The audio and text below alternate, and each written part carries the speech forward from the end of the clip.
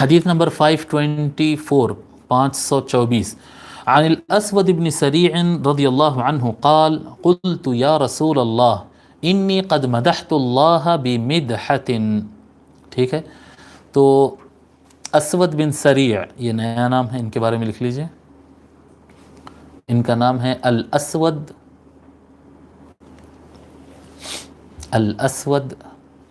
بن سریع السعدی بن سریع السعدی التمیمی.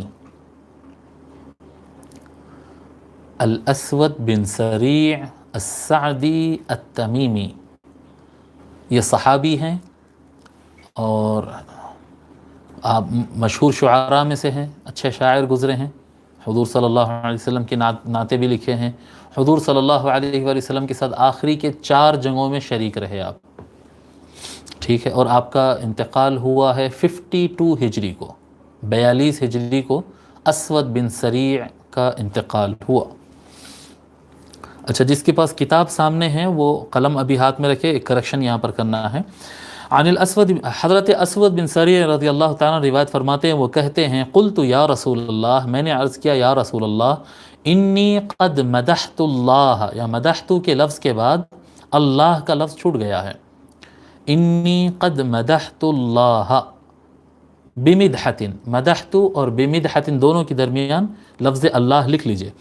یا رسول اللہ انی قد مدحت اللہ بمدحۃ، یا رسول اللہ میں نے اللہ تبارک و تعالیٰ کی تعریف لکھی ہے. وہ شاعر تھے، یا رسول اللہ کلام تیار ہوا ہے اللہ تبارک و تعالیٰ کی تعریف میں. وَمَدَحْتُكَ بِأُخْرَى، یا رسول اللہ میں نے اور ایک نظم بھی لکھی ہے اور ایک کلام بھی لکھا ہے، اس کے اندر میں نے آپ کی تعریف کی. یعنی اللہ کی تعریف میں ایک کلام لکھا جس کو ہمارے یہاں ہندوستان اور پاکستان بر صغیر میں حمد کہتے ہیں، حمد کہتے ہیں. وہاں تو مدیح کہتے ہیں عرب کے اندر، یہاں پر حمد کہیں گے.